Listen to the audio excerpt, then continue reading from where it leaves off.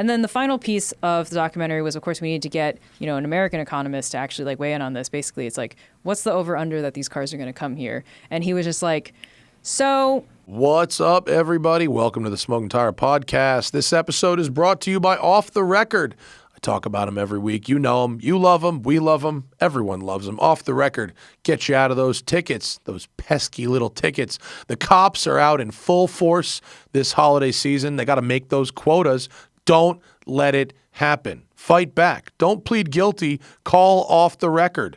There's a whole financial ecosystem based on writing you tickets. It does not improve road safety. It just lines the pockets of the police department and the courts, and you got to keep that money by calling Off the Record. If you get a ticket, any kind of moving violation in the United States, just go to offtherecord.com/TST or download that Off the Record app and use code TST10. Just make an account, send a photo or a scan of that ticket. Off the Record will do the rest. They will connect you with a qualified attorney who will fight that ticket in the jurisdiction in which you received it. You won't have to go to court. They'll do that for you. You won't have to negotiate. They'll do that for you. And if they don't get those points off your record, you don't pay. It's that easy. They are here for you. I've used Off the Record multiple times in the past. I got a case pending right now. Am I worried? Hell no, I'm not worried.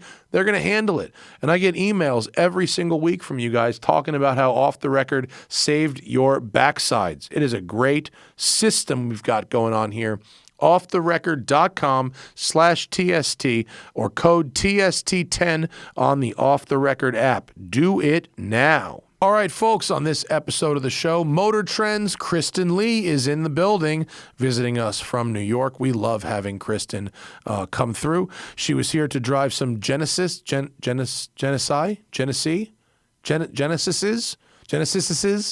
I don't know what it is, but we love her. She is an expert. She's doing real well over there at Motor Trend, and it's always nice to have her in studio. Kristen Lee is in the building on the Smoking Tire Podcast. You should, just turn Bring that closer. A little bit. Yeah, there you go. That I was like, I'm going to try to get into fountain pens. Oh, dude, you want to have that conversation? But maybe. Is your dad? Yeah. Your dad's like a freak, right? With fountain pens. Does that surprise you? No, it doesn't. I mean, it's the next level. Once you've gone through cars and watches, fountain pens. So for him, it went watches. I think pens and watches were at the same time. Yeah. And then now he's into knives. Like insanely into knives. I think he has like 800. He bought a new cabinet for all the knives. Really? He's got white gloves. Does he carry one with him his white gloves for the knives? For handling the knives so you don't get oils. And are they they're like pocket knives? They're all like pocket knives. I don't think he likes fixed blades, but they're all folders. Some are automatic, some are mechanical, some are just like manual, but he likes the action. Yeah. So there's different ones. Well, that's why I like this pen. It's like the same thing. Yeah. So he started working from home during the pandemic, and he just works on the dining room table because there's no desk at home. And he has all his pens set out, and they're just like in a pile on the table, and it's like psychotic. I was like, let me just get you a pen organizer. Yeah. He's like, no, this is my system. It's okay. So I grew up liking pens. Yeah. And watching him teach me how to refill a fountain pen. Yeah. You can get with the sucker thing? The sucker thing that you have to like wash out. So like you lay all of it out on a towel. You could have different inks. So if you want to get fancy, you have the inkwell, you like pull it in. Or you buy like the little disposable ones that you just crack into the thing. Don't touch the nib, that, whatever. Yeah. So I have a pretty good strategy for resisting the urge to accumulate stuff. Because we're us and we're anti-consumerist? No. Just because I just Definitely not. Exactly. That's why. No, not at all. But it's like I will get, like with the pens, I bought a box of the, Pilot makes a fountain pen. Mm-hmm. So I bought the box, and it's like 10 pens, and they're different colors. And I go, if I go through this box, and there's a pink one and a green one, I'll never finish that. But like, if I finish the black and the blue, and the light blue, like the turquoise one, is badass. Nice if I finish these three, I will then go buy a nice fountain pen. Have you finished? It's been like 3 years. I haven't finished one, and I use them a lot. Look, I wrote like all of yesterday's shit. Oh, that's a nice purple. That's the purple one. That's good. And if I don't have to, I won't have to go very far to find the green or the. That cerulean is the color of my childhood. One. Yeah. This one, this color. That's the color of my childhood. That's my favorite one. Yeah, yeah. That's so I should use them more. You need to make more decrees or write more constitutions. Those eat up a lot of ink. Remember Carl's handwriting? Not Carl Ruiz, exactly. Our other friend Carl? Yeah. We had a friend, shout out to him, Carl, who literally wrote the book Philanthropy for Dummies. Okay. He inherited a lot of money, and he's trying to do some good. And he gives away more money than he earns every single year. And wrote the book Philanthropy for Dummies. He built this LS swapped Jaguar XJ with a full. Not like a full high dollar luxury car, long wheelbase Jag with a gated manual transmission. Fucking ace. Excellent. This guy. And I shit you not, this guy writes like the Declaration of Independence. So he's like calligraphy. Yeah. And he sent us a card, me and Hannah, that I could have sworn was like from a website that makes cards. It's just him. And he was like, no, that's my writing. I was like, what? There it is. Look at that Jag. It's brown? It's copper brown. It's so good. It's fucking fire. Is there more interior? And he like rolls this around to like with clients. And we need an interior. That's the best. Look, even the engine bay, like it's an LS motor, but they made it look really tidy. Like it looks like it could have come like that. That is excellent. That's the best I've ever seen that car. Look, I mean, and look at that. Look how nice that shifter is. Oh my God. And it's got like this digital dash. And then he's got these Recaro seats out of an Audi S4. I can smell the inside of this car. It drove awesome. This is one of the best pro touring. This is one of the best builds ever. That's great. And he's a calligraphist. And he fucking writes like the Constitution.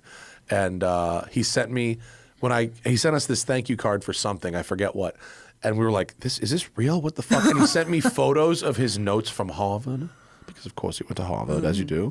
And his notes from college look like the Constitution too. It was crazy. I used to have really nice hands. So one of my talents is just absolutely useless is I can write in straight lines across online paper. I don't use it at all anymore, but that was one of my things. How did you practice that? Did you start with a ruler and then? No, I can hang pictures straight without measuring them also. I just like. I can hang a gallery as well, but I was trained for that at art school. Really? Not like literally to do it without measuring, but I hung so many galleries that I can hang pictures without by eye. I'm actually glad you bring this up because there is a standard height that you're supposed to hang a picture. Like the center of the picture is supposed to be 60 inches from the ground or something. Yeah, I usually do them a little higher than that. I usually go 64. Because 60 inches, I was like, that's like my height. That's too low. It usually is, yeah. But in my house, everything is a little higher. Like the standard for countertops is 36 inches. My countertops are 39 and a half. I noticed that when I was hanging out there. Yeah. It's like tall people live here. It's fucking dope. My parents' countertops are 40. No. And they're fucking G units. No, too high. No, it's really nice. Once you get used to it, you can't go back. It's too high. Even Hannah, who is short, is like about the 39.5. She's 5'2". Yeah, she's my height. Yeah. But she likes the tall countertops now. And if I go into a house with regular countertops, I'm like, this is wrong. We looked at a house that had a second floor balcony inside. And like super cool, like villain shit. You could stand there and look down. But the railing was 44 inches. It was That's pretty tall. Yeah. No. It was low. Wait, I'm sorry, 34 inches. 34 inches. Because the standard. That's a child railing. It like hit me like mid-hip. I was like, this feels precarious. Yeah. If I lean on this. Yeah. In my neighborhood that we live in now, a lot of the houses were built in like the 50s. And some of them, no one ever leaves my neighborhood alive. They die. That's when the house. So ominous. That's when the house comes up for sale. People don't fucking move out of there. It's just they die and. I then remember driving through that when I first moved to LA. I was like, this is like a lot of old people here. Yeah, and so there's a lot of houses that were built in the 50s that are totally untouched. And you go to the open house when they go to sell it, and you're like, what the fuck is going on? Everything is crazy low. The bathroom vanities, because now we stand at our bathroom vanities, but everyone used to sit. I don't know how you do that. Like, I don't there's either. stuff to do. Who's sitting? I don't know, but the countertops are really low. The sunken tubs, the bathtubs are sunk into the floor, which when you turn like 80 is like a major hazard. Like it's really dangerous. We took it out of our house. We had a sunken tub. It was nuts. No. Carpet in the bathrooms. Yikes. Yikes. The Playa House. Playa House had that. Did your bathroom have it in It was Playa? blue. My Navy bathroom blue. in Playa had a carpeted bathroom. It was gross. Yeah. We haven't seen a lot of carpeted bathrooms. There is wall-to-wall carpeting, which our seller is like, yeah, the millennials like hate carpeting for some reason. The big news is Kristen's buying a house. I'm not saying where, because this is public. Kristen and her partner are buying a house. Yes. Not saying where, but It's somewhere in the state of New York. yes, Yeah. somewhere in the state of New York. But I saw photos of it last night. It is dope. I'll show you after It's this. one. Oh, did you pick one? Yeah. Oh, cool. It's one weekend with a bobcat away from having a rally stage on it. Oh, you guys got some space. They got Yeah, some we got space. Space was like, for a long time, space was like the S word in my house because we live in a 500 square foot apartment. Every other week, he'd be like, we could just get a little more space. And I was like, shut the fuck up! Yeah. Don't want to hear it! I'm happy here. And then but now it's- after all the time, pandemic, all this stuff, I just got tired of But you being guys in are New going. York. You guys are going up to your parents' Yeah, property. Like, it's a lot. his. Yeah, so we were going up there a lot, and then we kind of we're like, hey, let's cosplay as homeowners, and then after a while, it was like, why don't we pretend to do be it for until real? you're yeah. So now I'm like keeping fingers crossed. We're like doing all the attorney stuff. Telling you, drawing up rally contracts. Stage. It's ready for a rally. I don't want to deal with that lawn. Let's tear it up. It's not, what you need is just a perimeter dirt road Yeah. that is a rally stage. That's it. Yeah. And it's also the kind of home that it needs like a name. We name all of our It's homes. it's not like in Nantucket everyone names their houses. And I feel like it's a very English thing to do, to name your house. it is. Yeah. Like I think it's like before they had addresses. Maybe. It was like, I don't know. Oh, it's a very Newport thing. You know what I mean? Mm-hmm. Like, oh, well, because her home, the Broadmoor. And shit like that. Yeah. There was a Kia trip in Newport earlier this year, and I was so stoked because it was an East Coast trip, first of all. But I was mostly excited for all the California people to come see how East Coast does money, because it's very different how California does money. Because here it's like grow the hedges, set it back from the road. Right. You can't see it. There it's like right fucking there. There it's like they want everyone who drives by to know that I have a gigantor house that will outlive us all. And you can see it from the road, Yeah. from the ocean, see it from everywhere. I love Newport. Newport is a really cool place. It is. And especially like the Audrain Concours weekend when they use all those big they call them cottages, which is a hilarious term because they're like 35,000 square feet on the cliffs, and they actually use those for the events. So there's like the ball is in like the fucking Vanderbilt house, and the whatever event is on Thursday is on the lawn of some other one. And The first racetrack was in Rhode Island, I think. I think the very first racetrack in America. Yeah, it was in Rhode Island. For cars or for horses? Cars. For cars. Because I'm part-time sort of writing a children's book right now, and one of the things that we looked up was cars-related things Zach in is Rhode nodding. Island. Yeah, Is he nodding? Is it true? Narragansett Park. There it is. 1967 to Do we have? Is there 1924. some like pencil drawings of it or something? Yeah, there's an oil painting. A quill drawing of it. There's an oil painting, I'd love to see find what the something. outline of that was. I know. Narragansett Park. Huh. like the beer. That's a very Rhode Island sounding. Narragansett Bay. Yeah, well, they adopted all the Indian names for stuff. Yeah, they do that over Took there. all that stuff. But fucking Newport is definitely one of my favorite towns to visit. It's a lovely little place. It's a nice little town. Yeah. I mean, it's like you have a lot of those little towns on New England coast. Mm-hmm. There's always like a hippy dippy Himalaya store. Am I right? Yeah. And it's run by like a white lady wearing a lot of shawls. Yeah, And it always who went smells to like Nepal once yeah, and was then like decided became to obsessed. Every single one of these New England coastal towns has one of those stores. Right next to like the Oyster Shack and The soap shop, the Right. yarn shop. And in Newport, there's that bar that is like the Grand Marnier bar. Yes. I can't remember what it's called, but like everyone has their own bottle of Grand Marnier on the wall. It's like a whole It's a fun thing. town. Yeah, it's a fun town. Great place to party. If you Good like food. oysters and Yeah. drinking, fucking get down to Newport. What a good time. Zach and I need to go back for the next veteran run. I forget why we missed the last one. There was some competing event, but that we had to go to, but it was fun. Oh, it's an easy Amtrak ride for me, so let me know. Well, we take the yacht. Okay, to well, Connecticut I'll and take the I'll yacht. take the fucking train. Well, you last come on time the we yacht. took a plane and then a rental car. Last time we'd had a Volkswagen Tiguan, which was not good. It's fine. It's fine. It's fine. By rental car standards, it was fine. It's fine. Yes. purely fine. And then we drove a 1902 Packard, which was less fine. It was delightful in its own way, but probably a workout to drive that thing. More for Zach than for me. He had to push up the hills. Yeah, I really did. We had to push up every hill because the throttle was broken and the carburetor thing was broken. So all the passengers had to get out and push. Yeah, I was wearing loafers for style. That was a mistake. It wasn't great. No traction. No traction. It was a bit. Oh, it wasn't a physical workout to drive, but it was very challenging. Wait, was this when you two were dressed up as like old-timey people? Yes. Yeah, I did see this. You got to go. Period. And we learned about my favorite online store, Historical Emporium. What is this? That's where you buy. Is that where you buy all of that stuff? Yeah, and they have like whole ready-made outfits. Can I buy women's suffrage in that as well? Yes, you can buy men's and women's, and I don't think they have any like non-binary shit, but you can probably figure something out. I love to go back in time and lose the right to vote. Dude, pick a period. Like look, you got Victorian, you've got Old West, Edwardian, steampunk, townspeople. There's like prostitutes. They call them saloon girls, but yeah, you can buy. They're not paying us, but I fucking love this website. You can buy the dopest shit. You should do like a steampunk party. Theme parties. You talk to my wife. My wife, it would fucking run the show. I know she would need like any sort of more encouragement. It's no. Hannah, that's a good idea. Steampunk party? But yeah, so I think that might have been mine. I think I got Barnaby Clifton Intrepid Motorist, but I got a different color duster. Your duster was different. My duster was darker. And you can change a few things. And then there was I like Percival Westbury. There's Percival Westbury. Oh, so Safari.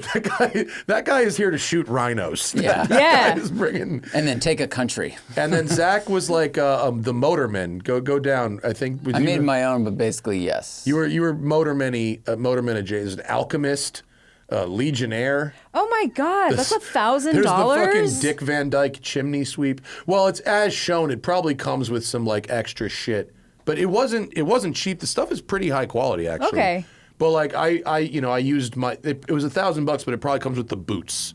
So okay. if you use your own boots, you I think probably when whack you bought it, $200. it was a lot less expensive. Honestly, like memory and inflation serves, I think it was like half this price. My costume was probably $450. Mine was kind reasonable of pricey for a whole ensemble. For head to toe. Yeah, that's reasonable. So now it's $600. Okay. So it's $600 now, but like that'll include the boots, and I had my own boots. Wait, can you please click on vampire? I want to see what the vampire one looks like. There's a vampire guy? Yeah, all the way there. I get asked about this website all the time. That is why. Let me ask something. Why is every vampire rich as fuck? Because they've been around a long time. Because a lifetime of compound interest. Bingo. And generational wealth. Time in the market versus timing the market. Yeah. Because I had the same for question. 1,000 years, yes. Compound interest works for you. Yes, I actually had this very same question, and I looked it up, and people actually got into discussions online. Compound interest. Okay. That's how. All right, I'm in. I'm buying it. Yeah, right. That's very funny. Because if you buy a stock of Hewlett Packard, right, from whenever Hewlett Packard started, and you just the vampire's hold buying on stock to in it, the Edison Company, or like literal gold. Yeah. I don't know. EnglishTeaTrading.com, but not .com. What are my Dutch East India Company shares worth these days? Yeah. So anyway, that's where you buy shit for Victorian motoring. Cars. Motor Trend. Motor Trend. The trends in motoring. Yes, How's your gig? That's a new thing. January. That's when I started. Weren't you here?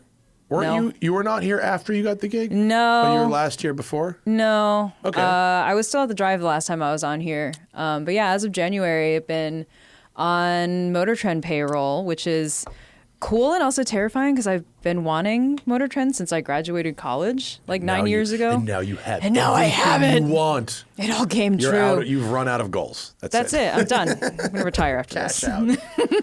What do they have you doing? Senior features editor. Yeah. So what does that mean? It means that I do a little bit of writing reviews, editing reviews, going on trips, seeing you guys on trips, writing features, editing features, but doing a lot of video. So the role that I was hired for is primarily a video role.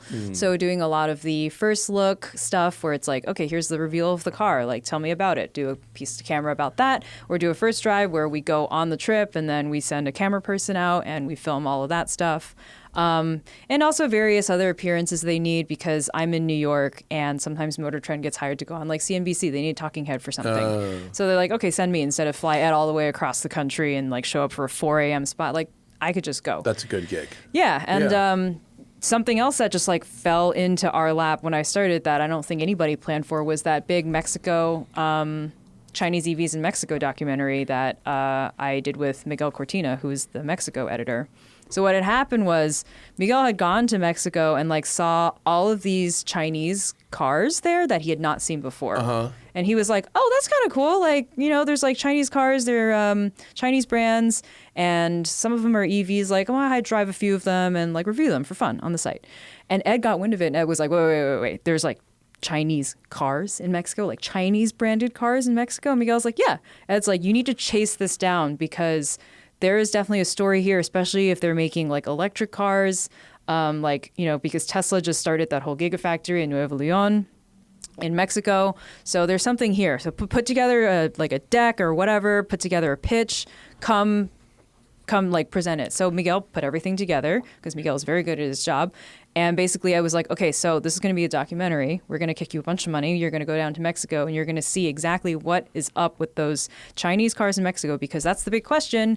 When are Chinese cars coming to the American market, the U.S. market? What is the holdup? Why don't we have more Chinese cars already? Can they not meet federal standards, or is no? It just I think like... they're ready to meet standards. I think it is political, because I think people don't. It's like to import them right now. It's very expensive, so it just doesn't make sense for a lot of automakers, consumers. There's been a BYD office in downtown LA for like 10 years. Well, BYD makes buses. Oh, that's probably why. Yeah, so there's that, but I do think BYD is angling for a U.S. entry. So that's exactly what the entire documentary is about, which I encourage all of you guys listening to this to see it. So you're saying they're sneaking across our border from Mexico? No. So what's going on is... These vermin Chinese cars?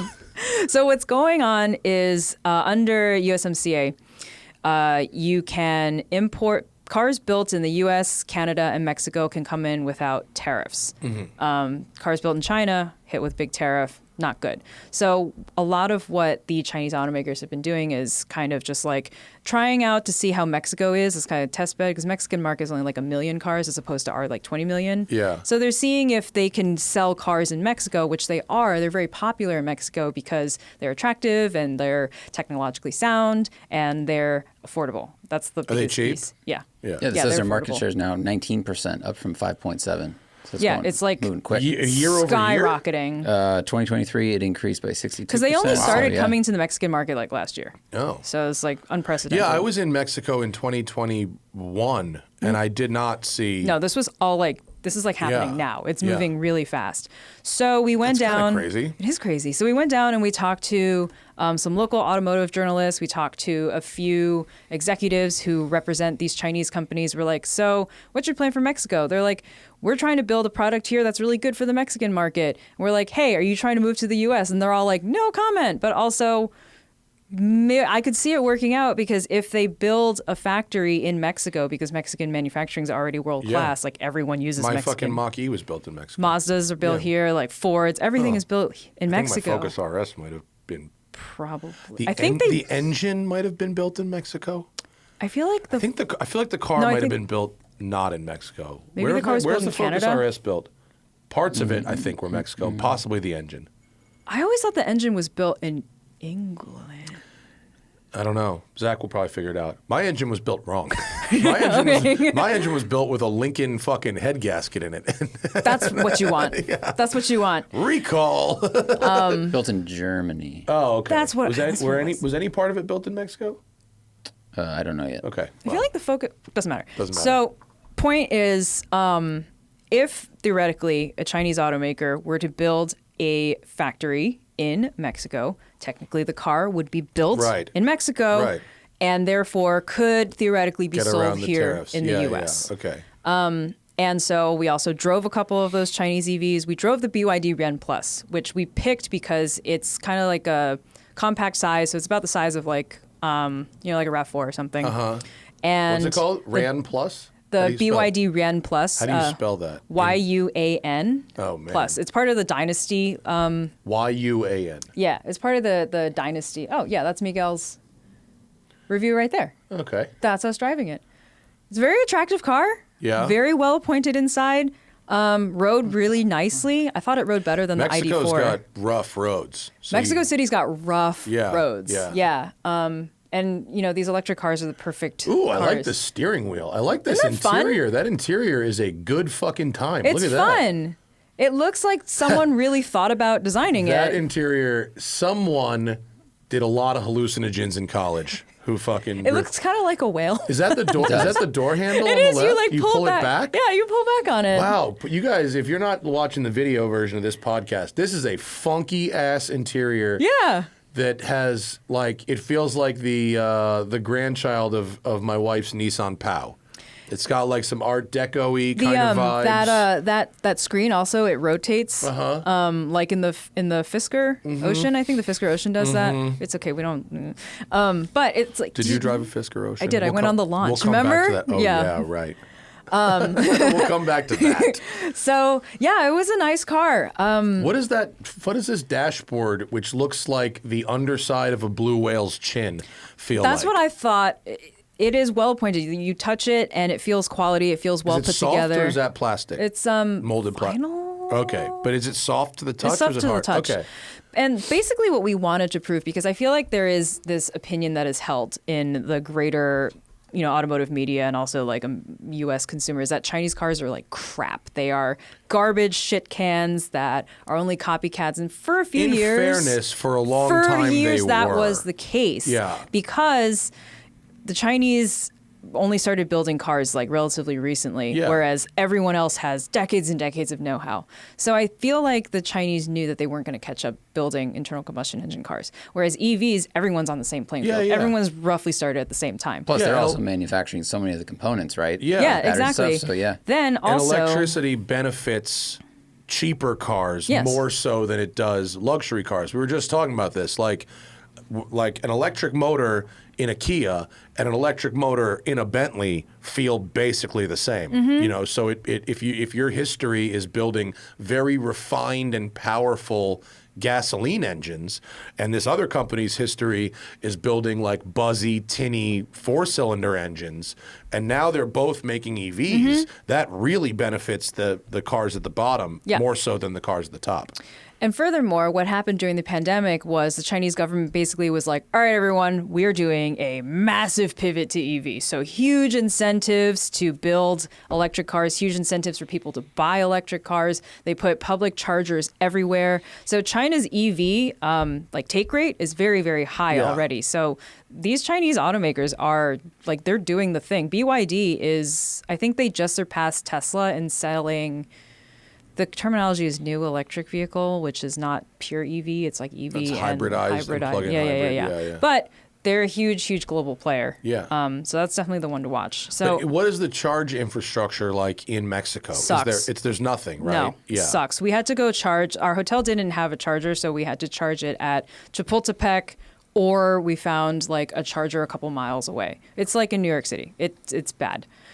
That being said, it is, I see the electric cars in Mexico City. So it's hopeful. And also, Mexico City has a lot of traffic and pollution and everything like that. So having more electric cars in Mexico City for sure makes sense. And then the final piece of the documentary was, of course, we need to get, an American economist to actually weigh in on this. Basically, it's what's the over under that these cars are going to come here? And he was just so... Guys, we got to take a quick break from the action for Prize Picks. It's the largest daily fantasy sports platform in North America. It's the easiest and most exciting way to play daily fantasy sports. It's just you versus the numbers. Instead of battling thousands of other players, including pros and sharks, you just pick more than or less than on 2 to 6 player stat projections and watch the winnings roll in. With the basketball season here, you can now pick combo projections across football and basketball from the Specials League, a league created specifically for combo projections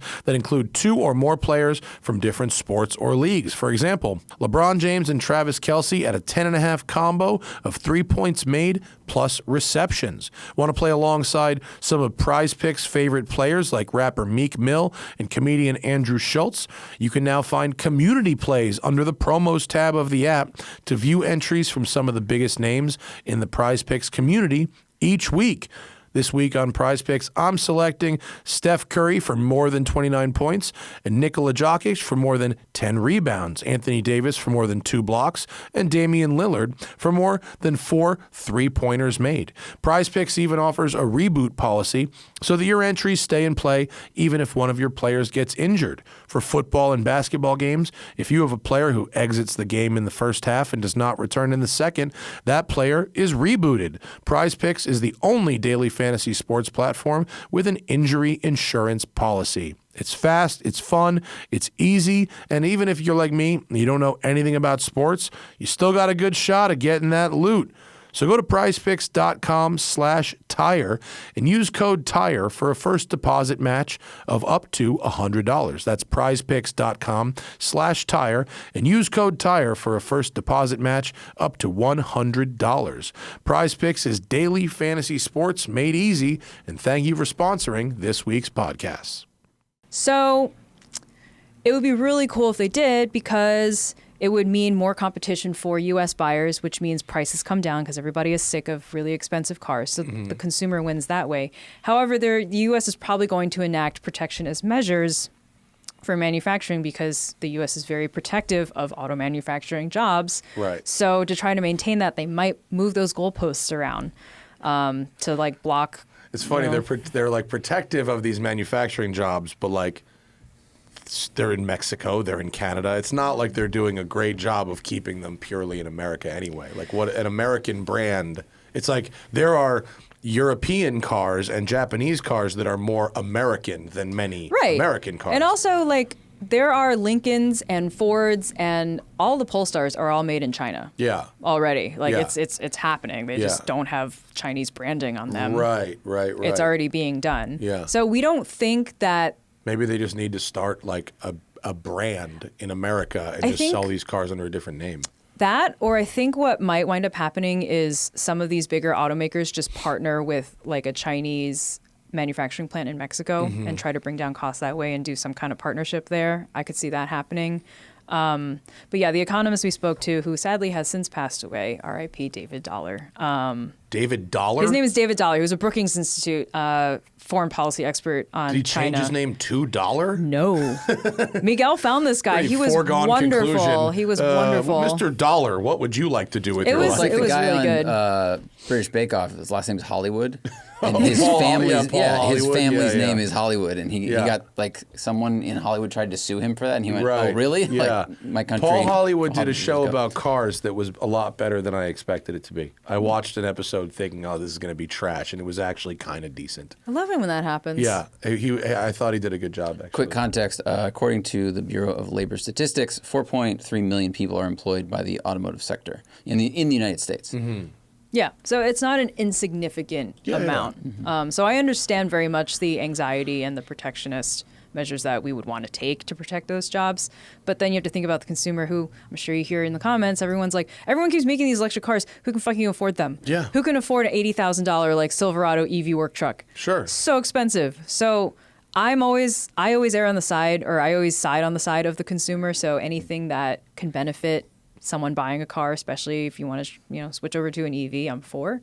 But it's going to be really interesting. This stuff is moving lightning fast. So in the time that we've shot this documentary, like I think a couple more Chinese automakers have already set up shop in Mexico. And even if they don't come to the U.S., even if the U.S. just like stonewalls all of these things, that doesn't mean the Chinese automakers can't use Mexico as a jumping off point to Canada, the rest of South America, to Europe. So it's a very strategic location. I think like people in the Mexican government are seeing that they are strategically located. There are these foreign like nations coming who want to invest in Mexican spaces and people and economy. Why not? Take the money. Yeah. And I think the leapfrogging of the Chinese auto industry kind of over nice gas cars. It was mirrored with like cell phone technology in Southeast Asia 10 years ago, where it was like they skipped over landlines. Like they never had a good landline infrastructure, but like you go to Vietnam or Thailand and like the cell service is amazing. Yeah. They just said, skip that and go straight to the next thing. Like Singapore has like the fastest mobile network or something like that. Yeah. So that, and our sort of American idea of like, no, not here. I think that'll probably work against us in the long term. I think so too. I hope that, things happen. I hope that things happen. I hope good things happen too. But I feel like they're going to need to Americanize the model names of the fucking cars. I think there's going to be some marketing things that happen. So the BYD Ram Plus, for example, that's part of the Dynasty line. So the other cars are I think there's like a BYD like Tang for the Tang Dynasty and things like that, which I'm like, that's cool for me personally, because that's my culture. But for an American, like, what does that mean? But then you have to ask, really like, going after like the Shenyang crowd. What is like XM340i X-Drive mean? Right. In the same vein. Totally valid point. But alphanumerics are, they're stupid beyond a point, but also like they're a little more pronounceable.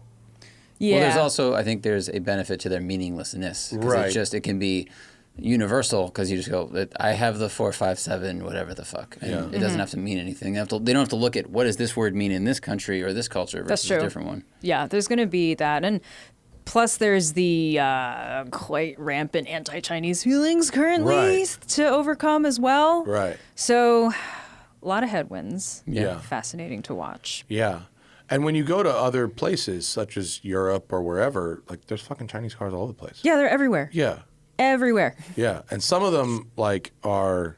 Some of them are bad. Some of them are terrible, but the Chinese EVs actually are like good. pretty nice. They're nice. Yeah, they're really nice. So and they've taken engineers and designers and stuff from like, from major players to go work on these cars because they've got money to pay them. Yep. So I'm looking forward to it. The documentary is cool 18 minutes long, I think, about. It's on YouTube. It's not behind the paywall? No, it's on YouTube. We wanted people to see it. Nice. What's it called? China's Big Bet on Mexico. Go watch it. It's on motortrend.com. Yeah. That's pretty cool. I'm into it. I'm going to have to go back to Mexico and check that out. Maybe rent some China. Can you rent them? Yeah, I think so. Is that where did you honestly just ask BYD? Did you get press cars? Yeah. Oh, you did? Yeah, we got it through BYD. The other one I drove was the Jack E10X. It was like this lightning yellow thing. What is the Jack E10X? It looks like Pikachu. Okay. And it had like 110 horsepower, 110 pound-feet of torque, like 60 horsepower, which is like dog shit if you're talking about an internal combustion engine car. But when you're talking about an electric car that's like this big, it's like Mexico City, is it like a little smart car? It's like a go-kart with like Can body I get a panels. photo of that, Zach? The Jack E10X. Is it JACK? JAC. Okay. Jack Motors. Jack Motors. There it is. Yeah, it looks like silly? it looks kind of like a Chevy Spark. Yeah. Or an IQ. Oh, I fell in love with car. that thing. The IQ or the Jack? No, the E10X? Jack. I drove like such a dick in that car because you can. Yeah. Well, you ever drive an electric smart car or a Fiat 500e? It exactly. was like that. You It's drive like- like a it's like real that. shitbag in one of those. There's no suspension to speak of. The seats are like cardboard, but you zip around places and there's no overhangs and the greenhouse is really nice and airy. What does very one nice of those vehicle. go for? Do you want to give a price Converted, in it's like pesos? 25,000 US. It's kind of expensive. It's a little expensive. I think that one was kind of like, kitted out, but it's between, I want to say between like 25,000 US. All right. I could fuck with it. Let's go the other way. Did you see the GTO sold for $51 million? I just saw that when I was driving here. Yeah, which is low, actually. I was shocked. It's really low, isn't What's it? going on? Is the bubble bursting? Well, maybe. We were talking on a previous show that it might go for 75 or 80, especially because this car had like pretty strong provenance, campaigned by Ferrari in multiple races. This hadn't been sold before, No. right? This is a different one than the one I'm thinking of, that WeatherTech. Yeah, no, it's not McNeil's. No, Not okay. McNeil's car. This car had its own auction. It was presented, just the whole auction was just for this. And was it not went under? And it went, well, I don't know what the Or what was the estimate yeah. was, but 51 for a public sale on a GTO is pretty low. Guys. And if you asked DeMuro, he would tell you, he was talking about the the thing I'm thinking of, where you multiply the value of Jesus Christ. Multiply the thing of the what thing? God damn it. It's like the value of each car times the number of total cars. Oh, like the market cap? The market cap. Thank you. I'm sorry I brain farted on that term. The market cap, because there are, in fact, compared to like that SLR that went for over $100 million, there are, there's 36 GTOs, right? Mm-hmm. So the market cap of the GTO is what it is, but this is lower than I would have guessed, considering it was a factory-owned race car with a serious provenance. Maybe there's nothing else to that story. I just thought it was low. No? No, Nothing? I was just thinking about it. These cars exist in a stratosphere that I can't even fathom. Sure. So for me, I was like, sounds low. Okay. For a person. It's abstract, fucking weird numbers. It sounds low because because of what they told us it might be. Yeah, that's what I'm saying. It's like they told us the last one was worth this, so now our expectations have been set. Right. It's like a delta of, what was the last one? Like $20 million the delta was, because I think the other one was like McNeil 70. Was like 70. 70. I remember reading that headline. I don't think that car was as significant as this car. No. So in terms of that, you're like, oh yeah, this one did sell for less. But like, you were just in a $65 million house. I was, but I could sit in the house, and You could sit in the car too. No one would let me near the car. Very carefully. We went for a ride in one of those. How was on a it? track. I got it. You got it? I did get it. Yeah, I got it. I mean, just from the passenger seat, I understood why people were so into them. Well, tell me, because I will never be. It sounded incredible. Okay. I mean, everything about it was gorgeous from every single angle, particularly from the inside looking out. The person who was driving it really fast, and it seemed to go, stop, and turn unbelievably well, even with me in the passenger seat. And it seemed like everything you would want from a classic sports car. And I mean, did you go for a ride in that GTO also? Mm-mm. It was pretty wild. I was impressed at its ability to go, stop, and turn. And the guy was really on it at Thunder Hill, and the way it took corners was super impressive. The way he was able to make adjustments. You've seen videos at like Goodwood of these guys like sawing at the wheel. I mean, they're making real adjustments mid-corner, and you could do that in this car. Mm-hmm. And it was he was revving the shit out of it to like 8,000 RPM, and it just made this incredible sound, and it felt really fast. I mean, I think they're 300 and something horsepower, and they may be running like rebuilt cheater motors now for vintage racing, maybe more. I think they're just over 2,000 pounds. They feel Sounds like they're dreamy. made of nothing. Sounds dreamy. It was pretty rad. I don't know what. I mean, you could probably spend less than a tenth as much and get 95% of the vibe. But it's that extra 5. Mm-hmm. It's that extra 5. But I got it. I mean, I don't know what it's like to have that much money, and I never will. But I could see how if you had that much money, this is a thing you would want. It made sense. It's their money. They spend it that way. Yeah. And good. And I hope just it makes somebody happy. It'll make somebody happy. I hope. Yeah. Listen, as long as the billionaires are happy, then the world will be fine. The world we will need to keep make turning. sure that these billionaires have enough and to do. And you know what? Maybe that enough to happiness buy. will trickle down to us one day. Trickle down happiness. Hasn't worked for 40 years, but maybe any moment. Yeah. Well, no, the money doesn't work, but happiness. That's true. Happiness, maybe different medium trickles down differently. Yeah, that's a good point. Right. We'll figure that out soon. Maybe. They'll come up with a new app that will suck in our time and make us happier. It's TikTok. Yes.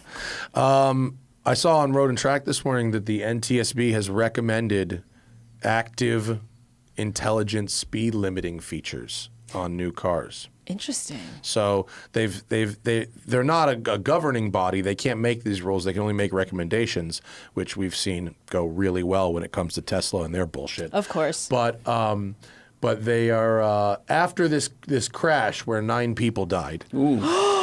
So wait, is that a that's a Chrysler minivan, I believe, or it might be might be a Challenger. No. That That's looks like a Challenger. That's a Challenger. So that guy, the crash, that guy ran a red light at over 100 miles an hour, and killed T-boned a minivan that had 7 people in it and killed everybody, which is horrible. Which is horrible. God.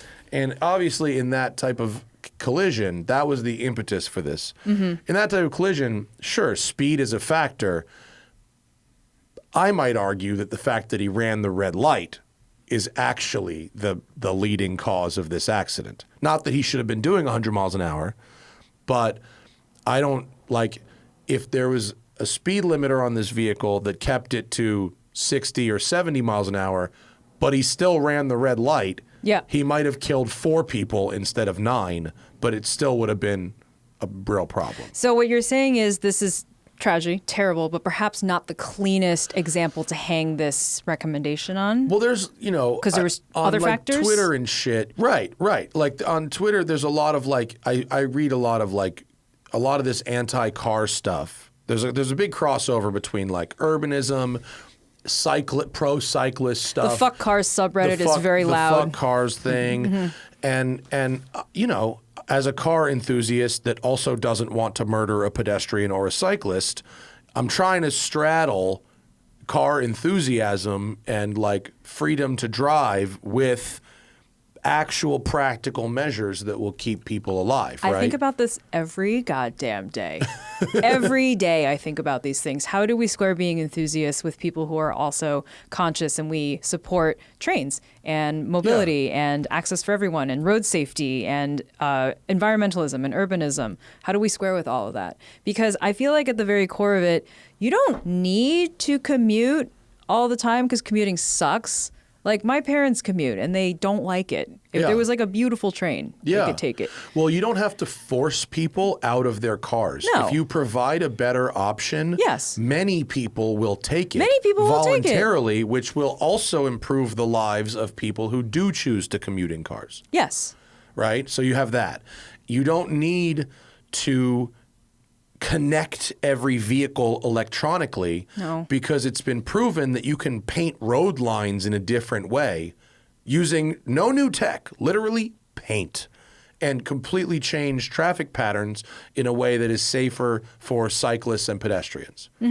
We don't need a tech solution to a problem for which there are already proven solutions all over the world that are no tech. Yeah. And also, I know the agency has its heart in the right place with the speed limit thing. I'm like, you can't be serious. This is never going to pass. Yeah. That's never going to happen. Are you kidding me? Have you met Americans? Yeah. It's never going to happen. And so they were talking about implementing several methods. One was sort of a connected car system, almost like they have in some of those older Japanese cars where you get a chime when you it's the most basic one was a thing that dings at you or flashes at you when you exceed the speed limit. Then the next one was GPS based speed limiting for urban centers. And then beyond that there was a haptic feedback thing where it would vibrate the steering wheel or if you exceeded the speed limit. So it wouldn't necessarily make it impossible to speed, but it would make it annoying. And then the ultimate one was a hard actual speed limiter, which I disagree with on a car. But I don't know anything about this crash, so I don't know what led up to it, but I have seen enough videos of people who just want to speed. Being annoyed is not going to stop them. They're just going to do it. True. They're just going to do it. Yeah. So... nothing and about... a lot of cars now have those limit. You can set the limiter to alert you, and you can adjust it yourself. Yeah. But who would turn that on? Or other than parental controls or something like that, to me, this particular crash is it happened because the guy ran a blatantly red light. In the article, it says the light was red for 29 seconds. Whoa. So it's not like he raced a yellow and the van timed the green. Is he having a and it was seizure even or something? close. I guess we'll never know, but yeah. Jesus. But like this dude was going a buck, you know. Yeah, that's someone who didn't want to live anymore. Or was wasted. Or that. Or was showing off. Yeah. Or, you know, or was just, you know, being an asshole. But like it was the running of the red light ultimately. You know, going 100 miles an hour is very bad, but like it's the running of the red light that really caused that. True, but crash. I mean, I can see the NTSB's argument. They look at this and they go, why does that car need to be able to go 100 miles per hour on a surface street? That's what a lot of these anti-car people on Twitter say. Like, why should any car go? The speed limit is 65. Why should any car be able to go faster than that?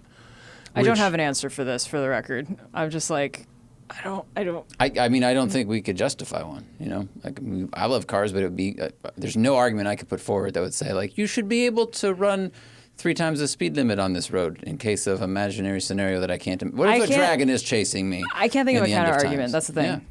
I can't. Yeah. It is a bell that like can't be rung, like unrung. Like if you said, okay, all new cars are no longer capable of speeding. Well, you can't, like, wouldn't the people who want to speed just buy old cars and keep speeding? Yeah. Like, it doesn't actually. No, it's not actionable. Because those people, like, who want to speed will just buy the unconnected car and continue to speed. Yeah. And it was like prohibition. They tried to ban alcohol. People just, like, did bootlegging. Yeah. And, like, new crime started because of it. Yeah. So, I don't know. Like, I think you can actually. I think that it's possible to improve the safety of everybody, drivers, pedestrians, and cyclists in urban areas with infrastructure without inventing anything new and without actually restricting the vehicle itself. So like red light cameras, ticketing, like that? No, I mean like lane narrowing. Ah, that's what you mean. Lane narrowing, like physical, like speed bumps, like surface changes, stuff like that. Yeah. There's like so many studies on this that a lot of stuff in Europe where they use those like things pylons, that come out. What are they called? Ballards. Yeah. They use that. Protected bike lanes. Lane narrowing. Yeah. Oh man, a protected bike lane in New York City is paint on the ground. That's like, don't pass this. Yeah, and you should hear, you know, people that have. There's people that I know people who drive in New York City that complain about cyclists, and I try to tell them, like, you understand, like, you're complaining about this cyclist, but meanwhile, like, if you hit them, they die. They fucking die. Like, your car gets scratched and they actually die. I don't drive fast in the city at all. I'm too scared, first of all, and second, like, the cyclists sometimes run lights. So I have to keep an eye out for that, which I don't love. I understand why they do it. I don't love it, but it just means I'm a little more diligent as a driver. And like, knock wood, all these years, nothing has happened. And they are getting a little better at protecting the bike lanes now. So they've moved the bike lane next to the sidewalk. So now it goes sidewalk, bike lane, parked cars. Right. Which is a little better because then the parked cars can, like, you know, afford them some protection that way. I've heard other arguments that the parked cars make it harder to see the cyclists. That too, because the car is big, the cyclist is about the height of the car. Yeah. And then, of course, if you're taking a turn, you have to watch for oncoming traffic. And also sometimes the cyclist is coming up from behind you in the bike lane. So it's a lot of things to watch for. So I just go really slowly. Yeah. They did that here on Venice Boulevard, I think, and then it caused problems with cyclists getting hit because they were popping out from behind the parked cars, which is tough because it's like, well, what is the solution? Yeah. I don't know what the solution is. You don't? That's why we brought you here, to solve these problems. I know. Well, vote for me next time. Yeah, but not killing cyclists, I would say. That's dope. That's probably the start. Not killing people is dope. Like cyclists. That person who killed all those people in the minivan, like that is deplorable. Yeah, I would say don't drive 100 miles an hour. And don't fucking do that. Yeah. Don't do that. But I thought it was, you know, it's an interesting recommendation, but I just don't see. I feel like conservative agencies come out with recommendations like that every so often. And maybe the point is not to actually get any actionable thing. It's just to start the conversation and raise awareness by saying something very radical. Maybe that's the point here because we're talking about it. So if that was the goal, then mission accomplished. Yeah. Speaking of which, have you seen the shit? Have you noticed coming here from your hotel today? Or were you at the convention center this morning? No. Okay. Why? Well, because it's right next to the complete shit show, which is the fire that has shut down the fucking 10 freeway. Yeah. So crazy. I've been hearing about that. I haven't seen it. It is. But like, there was like a drone video on Instagram that was going around that's just flying over. It was very eerie, but that's crazy to look at. And who, by the way, thought it was a good idea to have a pallet storage facility underneath? There was no better bonfire material in high school than pallets. We stole them from Safeway all the time. They were great. It's bad. I mean, so. If it's a little inside baseball, if you're not, if you don't know about LA, but the 10 freeway, it's the same 10 freeway. It runs all the way from Florida to Santa Monica, but as it goes right across downtown LA. There is very frequently very heavy traffic on it at all hours of the day. All hours, shocking hours of the day. It's 300,000 people a day cross this section of freeway, and this fire shut it down. What they say is indefinitely. The most recent estimate is 3 to 5 weeks. Horrifying and word. The traffic reverberations throughout the city are nuts. I know. We're probably 10, 12 miles from it here, and the traffic's fucked here. Was this fire intentional? They said arson. Arson caused. Yeah. I mean, this article on New York Times says arson. That's the LA Times article. Yeah. Oh my God. I mean, if you're a pyromaniac and you walk by that, you're just like you're a sex addict in Amsterdam. You're like, oh, how do I turn this down? Ooh, is that? He's like, is this Entrapment? Who put this here? Pallets. There were so many. They were so pretty. They were all calling my name. They were so pretty. I just wanted to watch them. It damaged the concrete around the pylons a little bit. I mean, anytime there's wood scaffolding around Did anyone concrete, die? I don't think know. Oh, okay. I'm glad no one died. I don't think so. Just severely inconvenienced now. But yeah.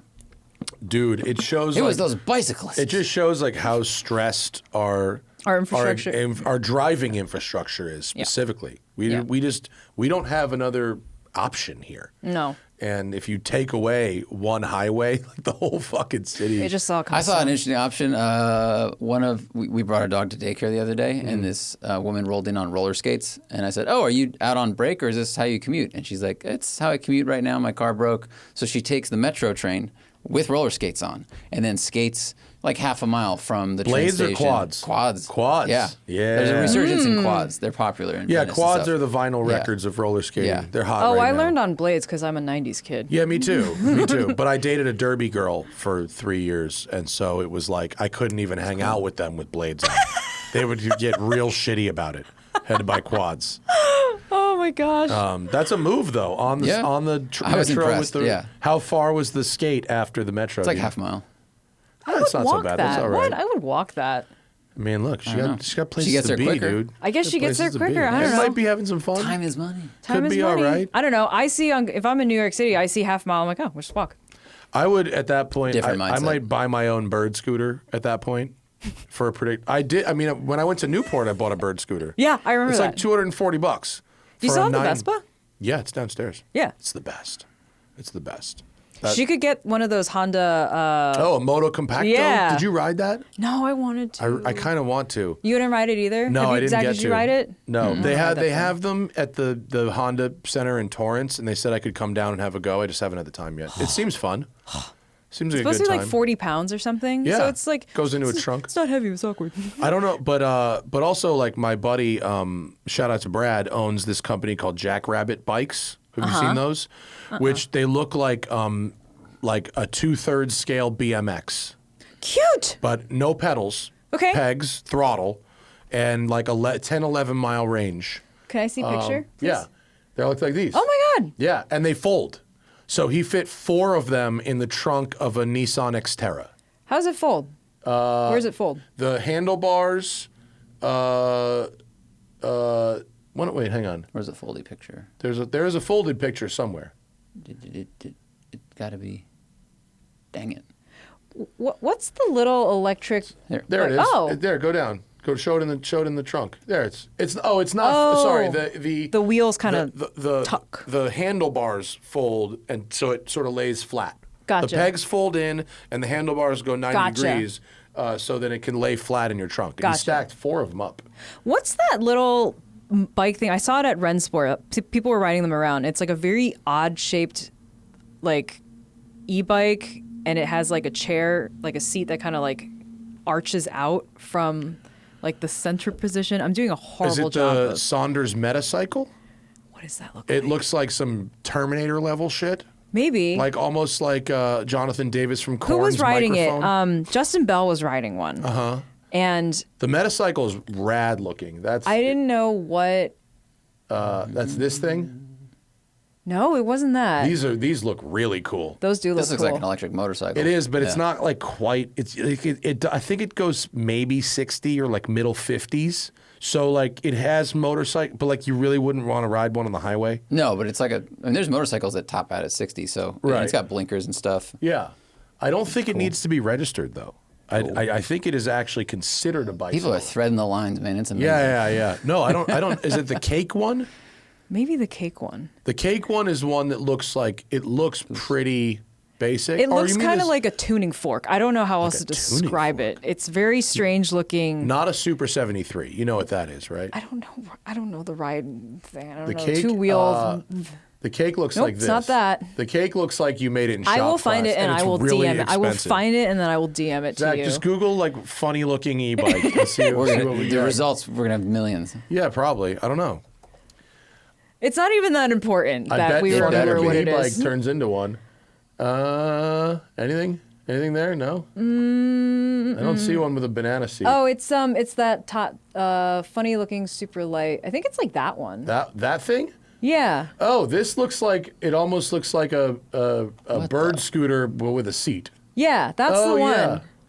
Yeah. It's so weird. I rode one of those once. How was it? Tiny wheels. The tiny wheels made it very sketchy to steer. That's what I thought. But you could. But if it was me, I'd rather just have the bird scooter. I just walk.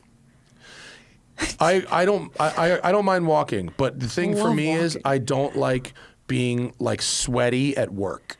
Oh, that is You know the what I worst. mean? I forgot about that. I work out every day, but I don't like working out on the way to work. When you roll in and you're like, you put all your stuff down, you're just like damp, and then you just sit at your desk. And then you're at work all day. And you're damp for like 2 hours. That's Terrible. like a Manhattan summer. You got to do that. That's a very 20 blocks of walking in a subway. That's a very specific. Yeah. Yeah. I'm pro exercise, but I want to exercise when I'm done with work. You know what I mean? Take your filth with you. The 10 miles range on the $250 9-bot scooter, which is the bird scooter, was fucking great. Great. That was perfect. I'm just scared to ride it in New get York around City. Newport. No, me and we rolled better. around Newport. That's better. I literally chained it up to the gates of the Vanderbilt mansion. They were like, "Sir, that's a picture?" Like, "Sir, what are you doing?" And I was like, "No one's taking this." Oh man, there's a joke in there of like chaining up a bird scooter to like the mansion of like what was Vanderbilt? The help Steel stays outside. Steel. Vanderbilt was steel. I think so. Yeah, there's a joke in there about that. Yeah. There's a materials joke. Chained it up just like his workers. Damn. Okay. Just like that union leader. I'm watching the Gilded Age, and I'm at the part where the railroad baron is about to crush the union. So I actually have not watched the show. In like 2 sentences, what is the premise? It's like inside the lives of the Gilded Age, like robber barons in New York City, but it's more about the socialite, the wives. It's the socialite scene. The husbands are all kind of tangential. Huh. It's about the women. So it's Real Housewives. The Real Housewives of New York City, 1885. Okay, it's the dramatization of that. Basically that. It Colorized. That's pretty much it. Yeah, exactly. And it's like, it's not like, it's like historical fiction. So there's like some characters, like the Astors and shit are real people. And then there's fictional characters as well. I think one of the Astors went down on the Titanic. Yeah. Yeah. Jacob Astor and his wife. Yeah, exactly. Yeah, that I think was either the child or the nephew of the person portrayed in this show. I don't know. There's like 4 families. Yeah. And they have all the wealth. Yeah, no, and actually, I don't know if it's like, it's probably worse. It might be. It's probably on the level or worse now because they're controlling not just the means of transportation now, but the means of communication, which is a huge problem. But the wealth disparity portrayed in 1880s New York City is pretty high. There's a pretty big, because the poor in 1880s. It was really bad. Pretty gnarly. It was bad. Pretty fucking gnarly. Yeah. Even the rich people probably didn't smell so good back then. Oh, and everybody Lots wore of so many powders. layers And powders. and fans. I mean, yeah, And like and I think the horses. planet is a little hotter today, but it was still hot then.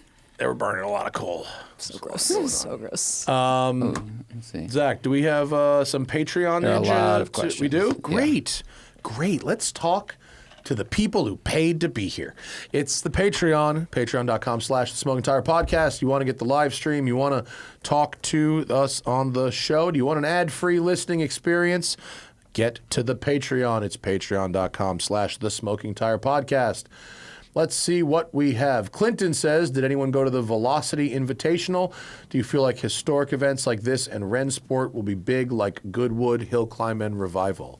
That's the $1 million question They're every trying to be. time we go to Goodwood Revival is what is stopping the U.S. from having an event like this?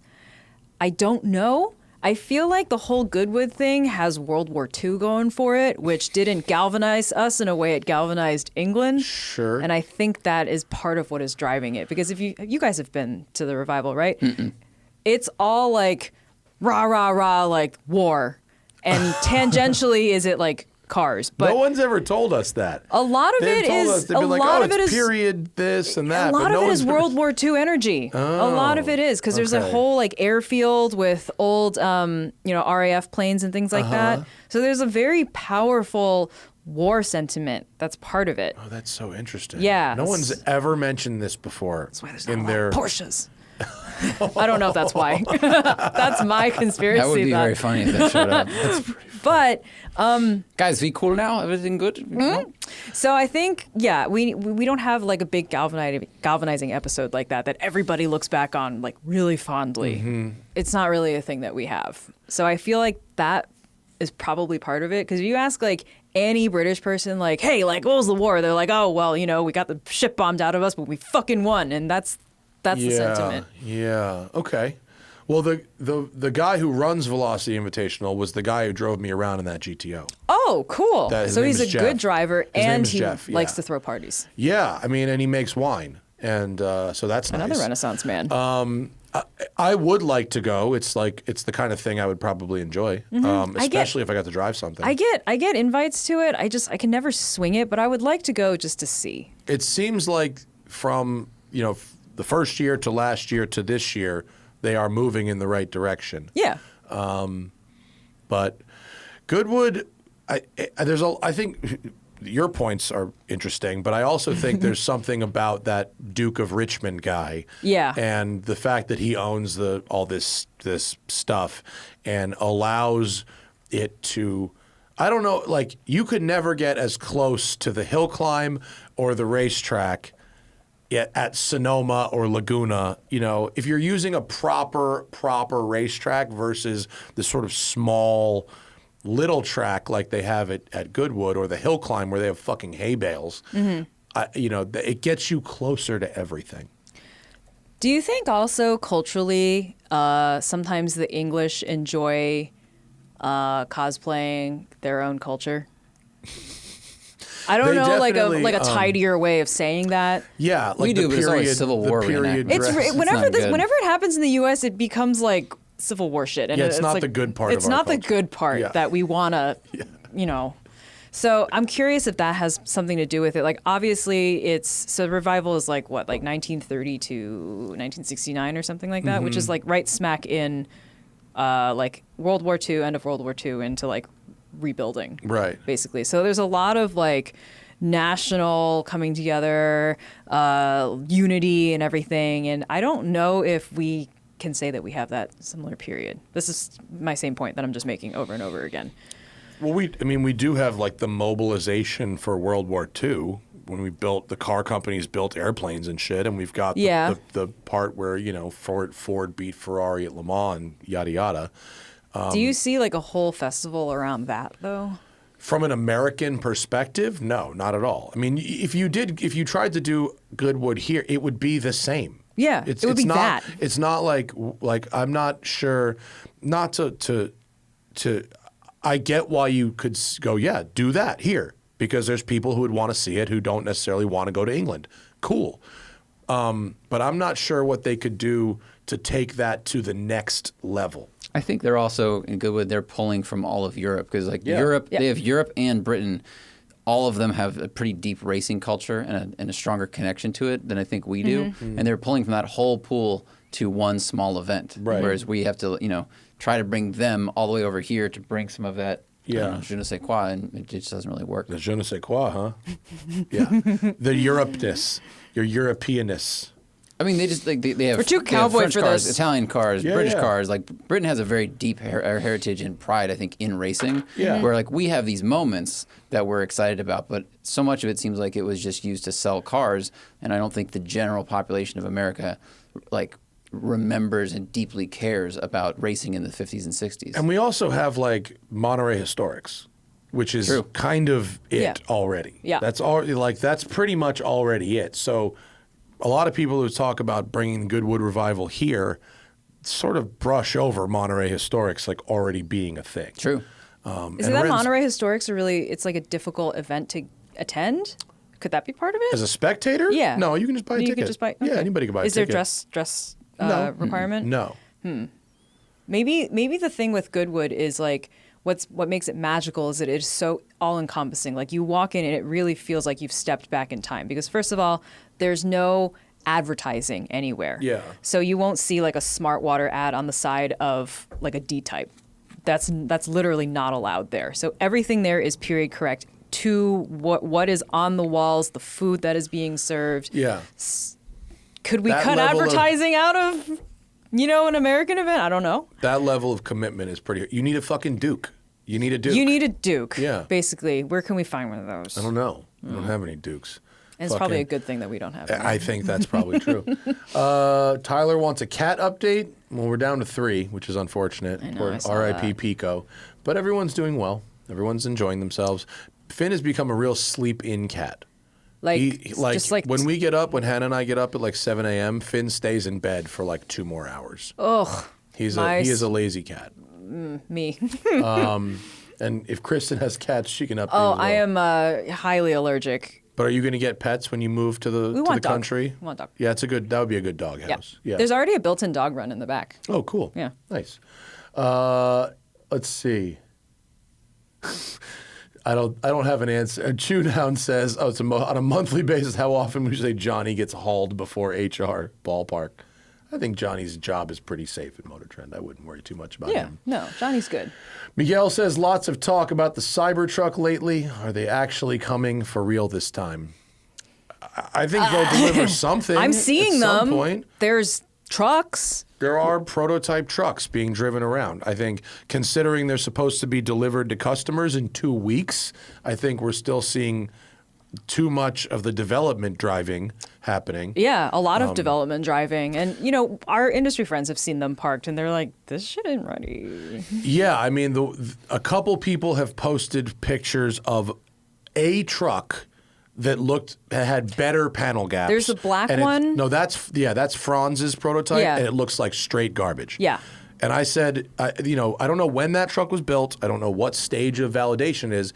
But if you're the head of design for Tesla, you shouldn't be driving that shitbox around. It looks like garbage. I have a suspicion nobody at Tesla actually likes or wants this thing. It's just him pushing this. Probably. I suspect that's what it is. But, I'm sure the production one will look better than that. I fucking hope so. But anything could happen. And if that's what someone wants in a car, all right, fine. But there's so much wrong with it to me, like that its design doesn't seem to serve any function. Are you tired of hearing about it? Because I'm really tired of hearing about it. Like, I would love it. Just come out, everyone drive it, and then shut the fuck up about it forever. Please, please, please. Yeah. Let's see. Steve says, room in the garage for one Porsche that wifey and I can both drive. $150K, buys a 991.2 turbo or a 992 Carrera S. Get the 991.2 turbo. Easy. Yeah. Even there doesn't need to be further. It's a smaller car. It goes faster. It has all the features and tech and everything you need. It's still a very new car. It'll last a very long time. Looks good. Yeah. For Kristen, what is the story you're always looking for an excuse to tell in interviews and podcasts? I don't really understand the question. Is there a story you've been sitting on that no one's dragged out of you yet? I don't think so. I write all the stories I want. People ask us about like when there's going to be some video that comes out that's like outtakes and like some moments that I was like, if I ever had any gold, it would be in the fucking video. I don't keep the gold. Yeah, I wouldn't keep it. It's not how this I would just put it out there. I'm not Yeah. holding on to anything. Like, It's okay. Prashant says, Kristen, as a fellow immigrant child, do you think Chinese Americans would be more willing to buy Chinese cars when they hit U.S. markets? For example, I've met some Korean Americans that started buying Kia and Hyundai. Indians seem to be more gravitating towards Range Rovers, et cetera, et cetera. Is there a stigma against Chinese goods with Chinese Americans? I think that's an interesting question. I think at least for my own family, yes, because my family came here. First of all, we are Chinese, but like my dad is from Hong Kong and my mom is from Taiwan. So it's not just like they're not from China, Yeah. even though it's kind of similar. Which is not to say that Taiwan is part of China, because it is not. Taiwan is its own country. But there has always been a little bit of skepticism about like the cheapness of like certain Chinese products, how it's like, oh, this is made in China and everything.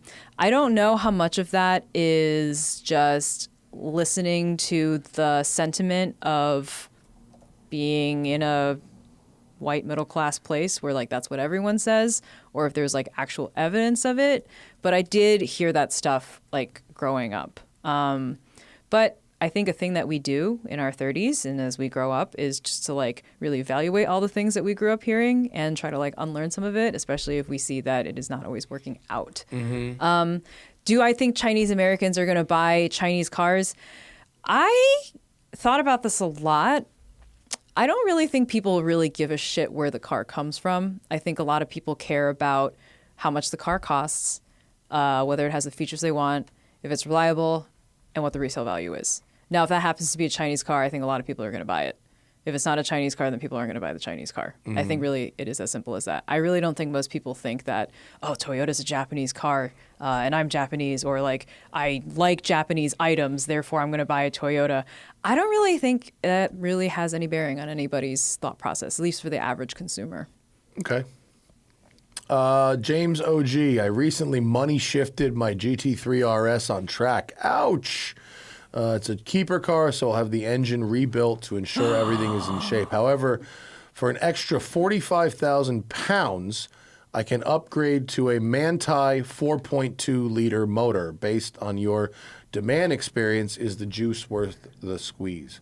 So the most accurate comparison, I drove a Sharkworks GT997 RS with a 4.2 motor, and I would say if the money, I mean, it's a lot of money, no question there, but if you won't miss the money, if it won't change your lifestyle to do it, yeah, it's a big difference. Yeah. The difference in torque going from a 3.8 to a 4.2, it's not just the power number. It's the torque. And when you get that power, which is much, much lower in the power band, it's an enormous difference. So the sensational payoff is immediate. You will feel it all the time. Great. It makes the difference. You will feel it every single, you'll feel it pulling away from a light. You'll feel it on a racetrack. You will feel it all the time. Seems worth it. And the chassis can handle it. There's not a lot of stories about those types of kits causing other problems. I would say if you can afford it without it being a problem, go for it. I'm all for spending money on things that you will enjoy more. All the time. All the time. Yeah, yeah. If it's like you spend all that money and you only really feel it at like 8,000 RPM. Yeah. Ew, no. Well, that's why I like my car versus waiting for getting a GT4 RS or a Spider RS, the difference with that RS engine is from 7 to 9,000 RPM. And I don't spend my time at that RPM very often, whereas my motor pulls like a motherfucker from 3. So every time I drive through any gear, I really notice, I can feel that extra power and torque. Aiden says, I read an article in the most recent Road and Track about how dangerous and deadly electric trucks and heavy-duty internal combustion trucks are to others. At what point do regulators need to step in and limit the curb weight of consumer-grade vehicles? I think I don't know exactly the article that you're referring to, but there is lots of evidence that large SUVs and trucks and the heavy electric trucks and heavy electric cars, it's just physics, right? If you hit a pedestrian, you're more likely to kill them. Higher hood heights, you're more likely to cause a head injury versus a leg injury that someone's going to die from. You can't see. And you can't see. Yeah. Pedestrian deaths are up every single year. It's heartbreaking. They're up 80% since 2009. It's disgusting. That's a lot. And you guys get these new press cars. You get the new full-size trucks and everything. You can't see anything out of them. I just had an Escalade, and I was shocked at how hard it was If I to see stand like chest to grill in front of the Escalade, you probably would see like this much of me. Yeah, it's right? high. It's a really high hood height. Yeah. And it's such a problem. I'm terrified. I don't know what the answer is. I would love to limit the weight, but these batteries are so heavy. Does the battery need to be that heavy? I don't think so, but... Well, so what was this? The Institute for... Insurance Highway Safety. Insurance Highway IHS, Safety. Yep. Found pickup trucks, SUVs, and vans with a hood height greater than 40 inches are 45% more likely to cause fatalities than shorter vehicles with a hood height of 30 inches or less. Because when you get hit as a person, you get pushed down. Yeah. And one, it hits you in the torso, which is very important. But 2, you get pushed down, possibly run over, versus if it's a car. Yeah. And it's almost... It's not, you're not necessarily safer inside the car if you have a tall hood height, but people feel like they are. Safer. And the people marketing the vehicles and the people buying the vehicles, they're not thinking or talking about pedestrian safety. It's, well, my wife feels safer in this truck because she's up high and big and whatever. And it's like, well, but it's a very individualist, got mine, fuck you mentality that is so American. Mm-hmm. And I think it's especially prevalent in how we buy cars. Yeah. Because, if you think about it, it's literally your own unit running around that you're in charge of, and, how it interacts with the space around it, not really your problem. Secondary. Right. And we are so used to buying things that are the what ifs. I'm going to buy a pickup truck to commute in every day because what if I need to move a couch, and what if I need to do this, as opposed to I'm going to buy the vehicle that works for my actual realistic needs 90% of the time, and I'll rent a van if I need a van to move a piece of furniture or something like that. I don't know what regulators could do to limit curb weights. I think there should be heavy tax burdens to offset, vehicles that are over a certain curb weight. I think Colorado just implemented a law, but that was a curb weight tax, but the number was the money was so low. Not only that, but can you think about all of the damage it does to our already crumbling infrastructure with everything getting heavier and heavier, more potholes, more fucked up roads. Yeah. And it's just a problem. It's wear and tear on everything. Everything and everyone. Roads, parking garages, you fucking name it. And I don't know how they could limit the curb weight of the vehicles. I don't either. Maybe if it becomes you have to get a CDL to drive some of these things. Yeah. Maybe make it so that they can't sell it to members of the public. Move that goalpost. Yeah. Other than that, I don't think they can say, "Hey, Ford, your truck's too heavy. Sorry, you can't sell it." Yeah. What they can say is "Oh yeah, that Ford over there is too heavy. You need a special license to drive it." Yeah. So it could be that. If you're a consumer, though, you should. The least is just consider when you buy a vehicle what impact it might have if you hit a pedestrian or a cyclist. Like you probably don't need a half-ton truck just to use as a car. Well, so you guys live here. I live where I live. There's a lot of country in between. Are people walking? Is there a lot of pedestrian action? I feel like no. I feel like for a lot of places, it's not even a consideration because people don't really walk places.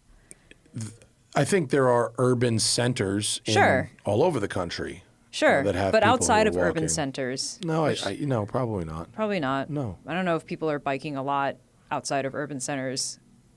I don't know. It's not a one size fits all. But like a lot of people are getting a lot more, while the safety, fewer people are dying inside the cars. Yes, that's the great. The increase in people dying outside the cars is great. And it goes back to the thing we were talking about at the beginning of the show. We could change our infrastructure to, without having to invent anything new, or restrict the freedoms of people to buy the car they want. You could change the infrastructure that would make it so that people would be more careful in certain places. When I lived in my Venice house on Speedway, you should have seen the difference that painting some fucking lines on the road made. I lived there for 8 years, and about a year, my last year, all of a sudden one day, they painted lines on the road because it was a one-way street. That's right. People would drive the wrong way down it all the fucking time. And they painted lines down the middle of the road. And the lines made it very clear that only one car can fit between these lines. And they painted arrows on the ground showing which way it was. And they painted little bicycle indicators on one side of it and little pedestrian indicators on the other side of it. Overnight, with one truck and 3 guys and some yellow and white paint, the street was completely transformed. Okay, paint some streets. That's the takeaway. No one had to invent anything. They just had to put fucking paint down. Paint streets. And it changed the behavior of the drivers. They went slower. They stopped running so many stop signs. The people driving the wrong way down the one way was reduced by 95%. I mean, it was so easy, and no one's freedoms were restricted. No. It was crazy. Signage. Yeah, signage. Let's see. Adriel says, I've got 4-year-old twin daughters that are starting to like cars because they see me tinkering with them and building models. What else would you recommend to encourage the next generation of car fans? Oh my God, take them to events, buy books, magazines, posters, model cars, build model cars with them, build Legos with them, watch car movies, talk about cars. That's how I got into it. In a year or two, they could probably start go-karts. Yeah. What's the youngest you could get a kid in a go-kart? 6, maybe? 6, 7? 4, I think. 4? Could you get a 4-year-old in a go-kart? Is it age or is it weight? How is it? Probably size and age. I think 4 might be really young. 4 sounds young. Yeah. But you could get a young kid in a go-kart for sure. Yeah. Just exposure. Yeah. A lot of exposure. Love that. Look for events arranged by Jesse Combs Foundation. Yes. Yes. For like fabrication, working on stuff, just getting exposure to machinery and things. That's great. Let's see. Austin says, I hate the idea of buying a new car and taking the depreciation hit, especially with the crazy days of flipping new cars coming to an end. You've recommended old Astons and Porsches recently when considering cars in the sub 100K Sport GT category. Is the fear of having a complicated old luxury car costing you insane money to maintain gone, or is that just such a fact of life we don't talk about anymore? Makes me nervous when considering 5 to 10-year-old German cars. I think those cars are expensive to maintain, and it's just sort of an obvious thing that we don't talk about it that much anymore. Some are more reliable than others. Mine's certainly. fine. You still have the Mercedes? Still going? Yeah, I got spark plugs replaced last year. Nice. Idle's great now. Nice. Some are better than others. We were just talking on the last week's show with Doug DeMuro that Panameras are a great value. Really? If I was going to buy a used luxury car, I'd look at a Panamera. Wasn't there a thing recently that was like the Quattroporte depreciates like rocks? So it depreciates more than any other car in the world. Yeah. Quattroportes do, but. Do you want a Quattroporte? No, I don't. I don't actually want one. But yeah, I would say it is such a fact of life that we don't really talk about it anymore. Yeah, you know, it's like, what else is a thing that happens that we hate that we just don't talk about anymore? It's like, oh man, taxes were bad this year. It's like, well, yeah, fucking yeah.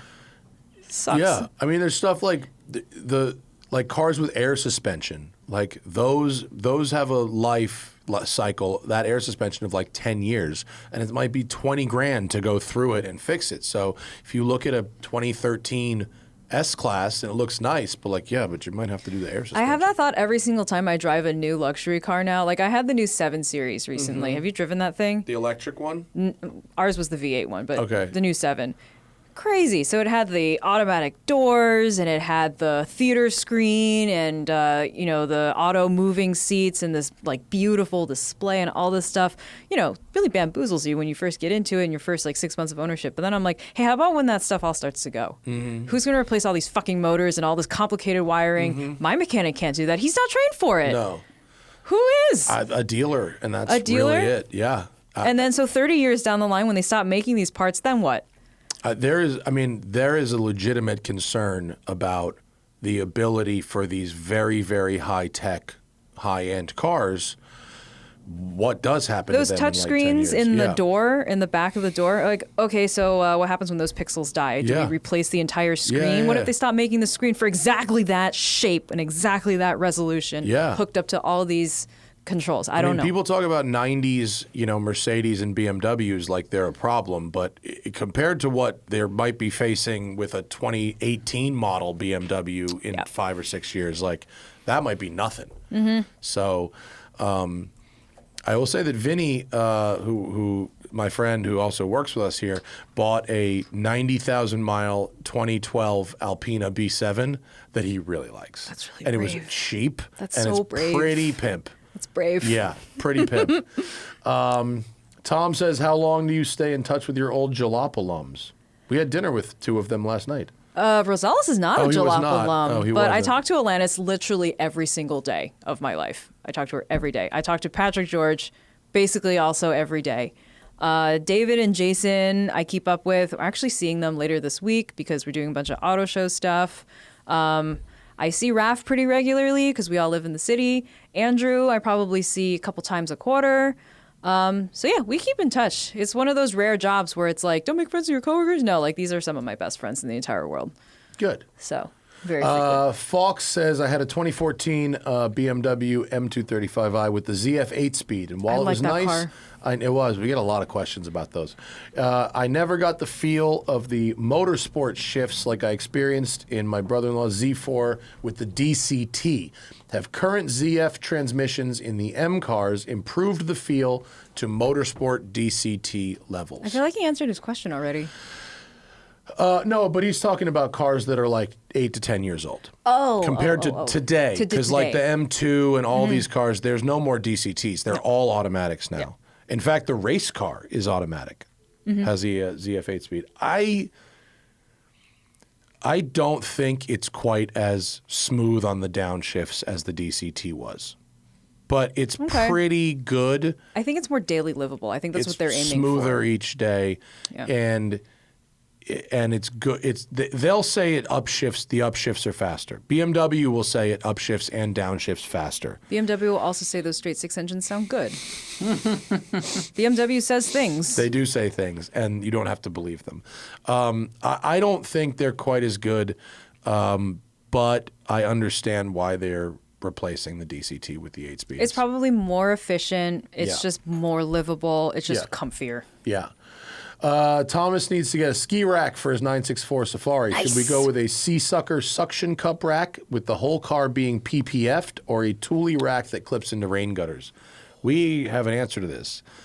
I would not put suction cups on PPF for long term. It could leave rings in the PPF. That's what I was thinking. Yeah. We try not to mount suction cup cameras on PPF'd cars because it will leave rings. We did it on my Spider, but it was a hot day and we only put the cups on for like 3 minutes, and because it was hot, the self-healing PPF healed, but I would be very nervous about it. I would get one that goes into the rain gutters. Agree. Yeah.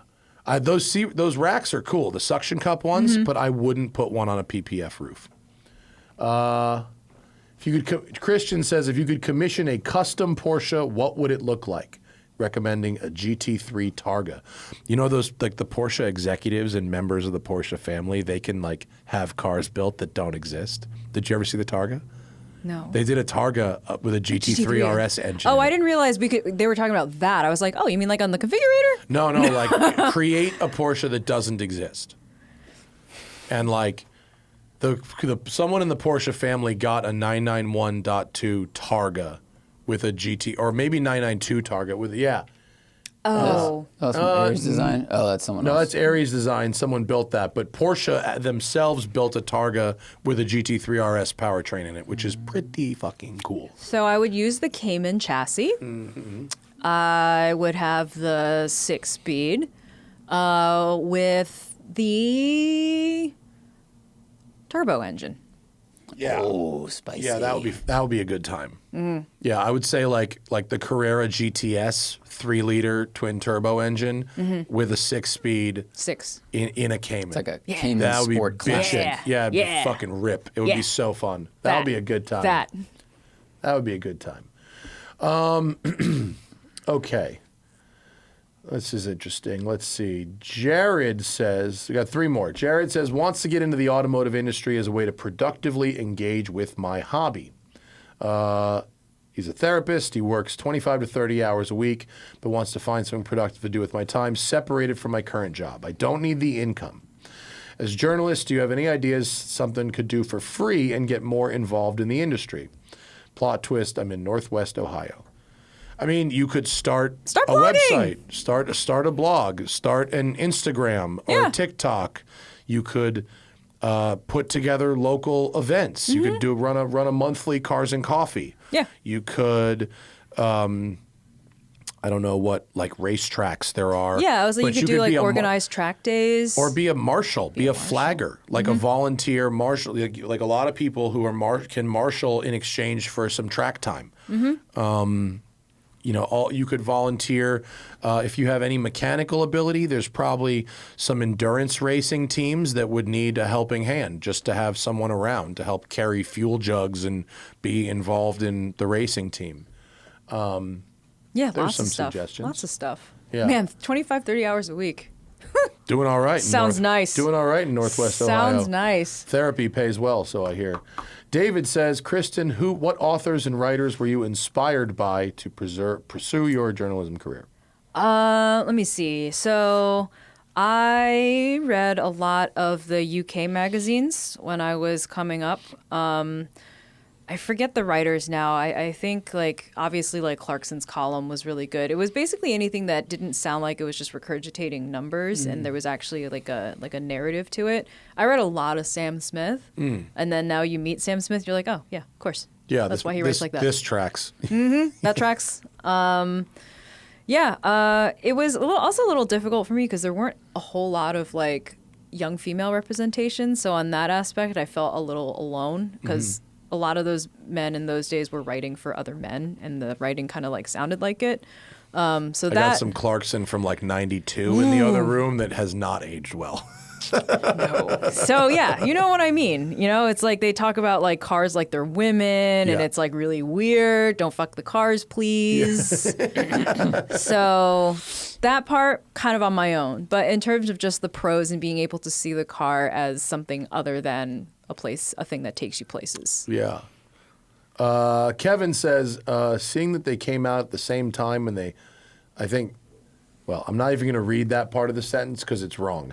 The question is there any part spin connection with the Lotus Emira and the Maserati MC20? He just says they look and seem similar. I will say no. They're not. No. The side scoops look kind of the same. I mean, there's a lot of... Those could be the same supplier. I mean, the scoop plastic could be. There's a lot of CAD involved in designing a car now. So if you design a car and you go, computer, give me the most efficient way to duct air into this engine or over this radiator, you're going to end up with a similar vibe. Like the Hennessy Venom F5, their like hypercar thing. Yeah. No designer. That was not designed by a human. They put the parameters into a computer and it spit out that design. And that's why it looks elements look like they're used from other cars because other cars have used the most efficient version of this and the most efficient version of this, and it looks kind of, it's a good-looking car, but it looks derivative because it kind of is. But more to the point, the Emira is a aluminum bonded chassis, and then the MC20 is carbon tub. Yeah, and the Emira is a transverse engine layout, whereas the Maserati is a longitudinal engine layout. I mean, I think if you put them next to each other, they don't really look anything alike. They're completely different size. They're also very different size. The Maserati is much longer yes. than an Emira. And I think the Maserati is also built with the expectation of convertible, whereas the Emira is not. True. Yeah. I mean, the Maserati does come as a convertible. Yeah, we had exactly. it last week. Yeah. It was awesome. I want to drive that thing. It was delightful. Cool. Yeah, it's I will really, ask for one. You should ask for the convertible. Yeah, it's a lovely. Maybe next year. It's getting cold in New York now. Yeah, right. That's the hard part about being in New York. You can't drive anything good in the winter. The cars all go to hibernation. I know. They come out here. Yeah. I can get fucking McLarens in January if I want. It's no big deal. That's cool. Good for you. Happy you made the move out here. Glad you're thriving. I mean, it was the thing to do. It was what we did. That was it. But you're a fucking farm girl now. So, I know. Last one, Siamese sports cat enthusiast. Hell yeah. Great username. If it is generally agreed by car enthusiasts that BMW has lost its way, M2 notwithstanding, I would say that Toyota has found its way with its resurgence of sporty and sports cars. There are other manufacturers whom you would consider similarly on the enthusiast upswing. Hyundai. Sure, that's the obvious one. The N cars don't get enough love for being as good a performance bargain as they are. Yeah. And also, by the way, Hyundai and Kia's electric cars rule. Yeah. I'm driving an EV6 GT this week, that the dynamics of which are superb. There's some other things that are worth criticizing about that car, but from a ride, handling, speed, and dynamic standpoint, you cannot get a better electric car than the EV6 GT right now. It's fucking great. It's to drive. cool. Yeah. Yep. Anyone else? Let's see. Maserati. We just talked about it. Like the Grecale Trofeo is pretty nice. It drives, it handles, it rides well. It's very fast. It sounds good. The MC20 is a really nice car that has its own kind of niche in the exotic car world. The Ghibli, and the new. We get the new GT, which I haven't driven in 11 years. The new, what do you call it? Gran Turismo, which you probably thought they discontinued. I thought they discontinued. They re-engineered it with the MC20's engine and all this new stuff. And I need to get on the interior. Maserati newsletter. Because whole new interior and the Nettuno twin-turbo V6. We get it next week. How is that engine? Strong. I mean, effective, very effective. Very effective. Strong, Very effective. These are not words that usually Maserati uses to describe. It's like, where's the passion? Well, where's the soul? It certainly doesn't sound as good as the V8s did. Those sounded really nice, but I can't hate on their decision to use it. Of course. Because the power is really, really good. Of course. And I haven't heard an MC20 with an aftermarket exhaust yet. It'll be interesting to see. Do people have them? We have one here. No, like, are people buying them? We're storing one for a client. Oh, here. okay, that's what we you have meant. a customer car here. Oh, nice. Yeah. I've not seen any. I've seen really? 2 in the wild. Oh, well, I'll show you the one that's here if you want. I'd love to see it. It's really cool. It has the most incredible car cover you've ever seen. It's the car cover's nuts. It's so Is it cool. like a big picture of Jeff Goldblum's face? Because that's the only car cover I'll accept. No, but you should get that. Right? I mean, Someone make that. You could do that. You could go to a website. They'll put artwork on a car. No, it has the lettering of MC20 turned into like a pattern over the whole car. Good. It's but pretty rad. Missed opportunity. But it doesn't have Jeff Goldblum's face on it. That photo. That sunshade is really funny. The Jeff Goldblum, the creation of Adam car. $30.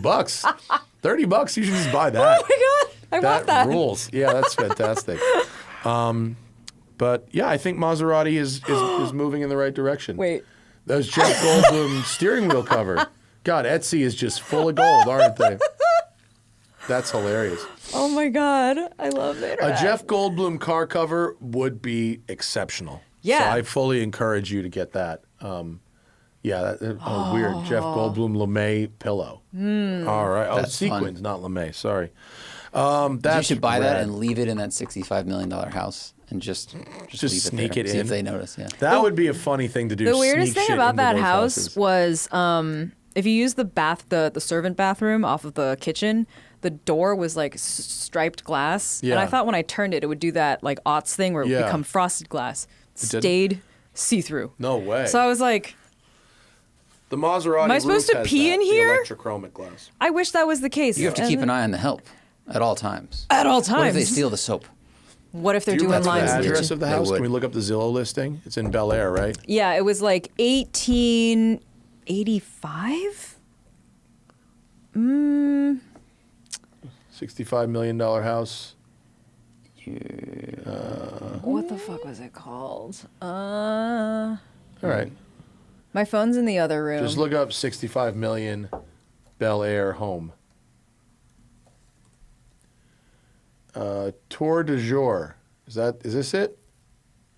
No, 30,000 square foot. That's too big. Oh, that's too big. Okay. Well, we'll find it later. We'll find it. There's photos of it on. Is there photos of it on your Instagram? It's on Daniel Golson's Twitter. Oh man, his Twitter fucking blew up when he shat on Franz's Cybertruck. didn't Yeah, it? I saw that. R.I.P. to his mentions. It was not good. The fucking verified lemmings were fucking all up in that. You know what? I've just started. I noticed that they've integrated some posts on Threads into my Instagram. I saw that. I've clicked on some, and I've noticed that there is finally a core group of people on Threads that I kind of. They left Twitter in sort of one at a time, and I didn't notice. And then I'm like, oh, all these people are here now. I might be getting done with Twitter. I think It's so boring. It All the stinks. funny people left. all the funny people left, and I think a lot of them are on Threads. And I think Do I have to get Threads? I don't want to get Threads because I mean, then I it's can't just- get rid of Threads. No, you can. They changed it. They changed that? They changed it. You can get rid of it without getting rid of your Instagram. Okay, they that's just the reason had why an I didn't announcement do like it. 2 days ago that you can. Okay, now. that's better. Yeah. It's like hold but my I think Instagram that hostage. may have. I don't love it, but it's like at least the historians that I loved Mm-hmm. and the funny columnists that I loved. All those people. are All kind of on like the Threads now. internet jokesters that I used to follow on Twitter, they're all gone. Yeah. So there's no more funny tweets. Yeah, Twitter's like only depressing now. Yeah. And it's and just I people can't complaining. even all the shit I read about the Middle East, I don't even know if any of it's true. Like I can't I'm trying to get educated about shit, but I'm just so overwhelmed with Mm-hmm. Yeah. like this person said this and that's bullshit. This person said this and that's bull. Like I don't actually like Yeah. know what's true. Nope. It's So, insane. Yeah. It's very loud and it's stressful. Yeah, Elon wrecked it as he does. Well, everything. it wrecked him back. Thanks, Kristen. It was so good to see you guys. Go read Kristen's shit on Motor Trend. And how many E's are at the end of your 8. name on Instagram? It's Kristen L with 8 E's. Yes. On Instagram and Motor Trend videos. Go watch the documentary about Chinese cars in Mexico. That's fun. What was the name of that again? It is Motor Trend Investigates. Oh, here's the house. Oh, wait, Zach was that it? found it. Found it. 1859 That's it. Bel Air Road. That's that looks it. pretty goddamn baller. That's a 9 lot beds, of glass. 13. Let's look at the photos. Let's see what we Yeah, got before we going get on out of here, Before let's we look at go. the pictures. So that's It's- where the event was. It was staged in the this big main spiral room. staircase. We pretty came dope. down from Yep. that staircase. Yep. That's the kind of staircase you'd really eat some shit in when you're drunk. Yeah, I like this- the infinity pool. This room heated up like fuck. Yeah. Because it was so hot. Are there Yeah. no blinds? I think the Wow. blinds are in the ceiling. Okay. Like those lines. I think gotta those be, might right? be. Yeah. I wouldn't necessarily have blinds in a room like that, though. It's not like you need to be dark to sleep in. Yeah, keep going. It just right now in this, it just looks like standard rich guy shit. It I'm not does. seeing any. When Hannah and I went to that Makowski house that had the Airwolf helicopter on the roof, it went above and beyond. There was a full candy store in the thing with those big tubes of candy. Oh my There was God. like a 4-lane bowling alley. There was all this really, really crazy This just looks shit. like a small modern hotel. Yeah. It does. Yeah, yeah. It's This like is like a- standard rich guy shit. Yeah. It's very it was nice, but I was like, this is too industrial for me. And it Yeah. was It's a lot of glass. oh, I didn't see that there were 2 bedrooms down I there. do like the infinity pool is a cool vibe though. It is. That's Also standard for this complete place. hazard for drunk journalists walking around at night. Yeah. Yeah. I was on when I did Bull Run back in the day. I thought that was a cool thing to do because I was 24. The final party for the end of Bull Run was at the Versace Mansion in Miami. You know the one on South Beach, like, very famous Versace Mansion. Show me a picture. It's a courtyard style. It's like a Italian villa. Oh, right? Okay. And it surrounds a pool. Yeah, right. Oh my God. God. Show the pool. Oh yes. Okay, So I know this pool. The party pool. was around. It's a very famous pool. My friend's wife got shit-faced and jumped into the pool. Jumped. I was like, is she fallen? But no one really knew that, like, the pool is, like, sacred. And so she was literally thrown out of the party. It fully clothed, soaking wet. And her husband got fucking super, super mad at me for, like, he's like, you fucking let her. I'm like, I don't know anything. Like, not only do I not control her. Was the husband also 24? They were in their 30s, I think, at the time, but they got very mad. Can you imagine asking someone who's 24, like, hey? Yeah, it's not. I mean, the decisions that led up to the evening, like, that was... There's a bunch of wasted people in Miami. Yeah. Like, what are you going to do? I don't know. People fall in the pool. It's there. People are going to fall into it. Yeah, but apparently it's a big no-no. So if you're ever at that restaurant or whatever the fuck it is now, don't go in the pool. Yeah, follow Kristen in all the places. Find her in all the things. Always great to see you. Enjoy good to see you. LA Auto Show. I will. Glad you could reschedule. Dinner last night was very fun. It was fun. Drank too much, but that's Alanis okay. had the fucking trashiest NASCAR jacket Oh on, my God. Can I tell you, before I go, can I tell you the Atlanta story? At whatever restaurant you were at? Kristen should tell this story. I'm going to tell you the Atlanta story. So, we are going to dinner later this week at Parks Barbecue, which I have not been to, but Matt says is amazing. Yeah. So we're talking. It's like one of the most famous Korean barbecue places in Koreatown. It's fire. So we are here on Genesis time. Genesis, as you know, Korean automaker, right? All this has been established. So last night, Alanis and I were at this mansion, and we were talking to the Genesis rep about the event and the rest of the week and everything. And he was like, "Oh, if you think this is great, wait till you go to Parks Barbecue with us." I was like, "Yes, I'm very much looking forward to it." And Alanis was like, "Oh, good. I want all the white bread." I said, "Stop talking right now." She's like, "What? I love it when it's with white bread." I was like, "What white bread?" She's like, "We're getting barbecue." I was like, "It's Korean barbecue, dude." She's like, "What? Oh." I was like, "Yeah, it's Korean barbecue." She's like, "Oh, but I thought we were getting barbecue in the park." I was like, "What park?" She's like, "Parks Barbecue. It's like an indoor-outdoor thing, right?" I was like, "Dude." She just made this all up in her mind. Yeah. She was like, fantasy Texas barbecue. I was like, why would you think that it's a park and not a name? It's like the second or third most common name in like South Korea. Like, why would you think that? She's like, I don't know. I was like, she's like, I don't know. I don't know what the context was. I was like, this is the context. This right here. We're with a Korean automaker in Los Angeles. This is your fucking context. By her math, when you go to Chili's, you would sit in a bowl of chili to eat. I was like, it's chewing her park. the fuck out. Like, I was so embarrassed for me. Not for her, because she feels no embarrassment, and she would be thrilled that I'm telling the story to all of you guys. But, like, the two Genesis people were, like, standing there, like, they kind of didn't know what to do with us, and I was like, we need to fucking go. She would crush it on Are You Garbage. She would be the most garbage. And she'd be proud of it. The thing is, like, you try to find the floor with her, there's no floor. You just keep excavating. You're like, maybe I'll hit bottom, maybe something will hit. It's not my place to say, but the story she told us last night was in-fucking-sane, and it's garbage. She's an insane person. Yeah. So we'll wait for her to come back and I'll make her tell that We story. love her so much. Yeah. Yeah, she's on Cars and Bids with Zach, who is also on Cars and Bids now. Oh, True. yeah, Side hustle. that's right. Cars and Bids side hustle. Congrats on that. Yeah, it's fun. Everybody's got hustles. This is great. So far, the cars that Zach has filmed have brought in big money. Good. Except the GT2 canceled, and that really? sold for the biggest money, of course. Oh, yeah. That happened. Maybe that's why it did so. Maybe. All right, folks. That's our show. We'll see you guys later. Bye.